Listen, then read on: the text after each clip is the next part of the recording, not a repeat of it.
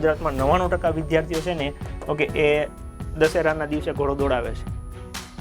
મતલબ કે જ્યારે પરીક્ષા આમ ફાઇનલ આવી જાય ને, હવે મહિનો 1.5 મહિનો બાકી હોય તો એ તન ધનાઈને મહેનત કરે. 24 કલાકમાંથી 16 કલાક સુધીની 22 કલાકની મહેનત કરે. તો તેથી તમે 16 કલાકને 22 કલાકની મહેનત કરવાની તૈયારી રાખતા હોય તો અત્યારથી તમે રોજ 8-10 કલાકની મહેનત કરવાની તૈયાર રાખો ને દોસ્ત, જો પાસ થવું હોય તો. બાકી આમાં કેવું છે ખબર છે કે કોઈ કોઈના ઉપર નિર્ભર નથી કરતું. માની લો કે તમે નોકરી લાગી જાઓ તો તમે તમારા પગારમાંથી મન પૈસા દેવા નથી, અને તમે નોકરી ન લાગો તો તમારું ભરણ પોષણની જવાબદારી મારી નથી. પણ આ અમારા છેલ્લા 10-12 વર્ષના અનુભવના આધારે અમે તમને કહેતા હોઈએ કે નથી આવડતું એ તમને ખબર છે, તમારે પાસ થવું છે એ તમે ધાર્યું છે, તો કેવી રીતે થવાય? એનો કાંઈક તો રસ્તો હશે જ, અને એ રસ્તો તમને નહીં ખબર પડતી હોય.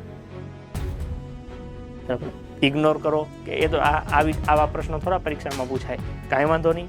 તમને જે લાગે કે આવા પ્રશ્ન પૂછાશે તો કે એ પ્રશ્નની ટેસ્ટ તમે આપો.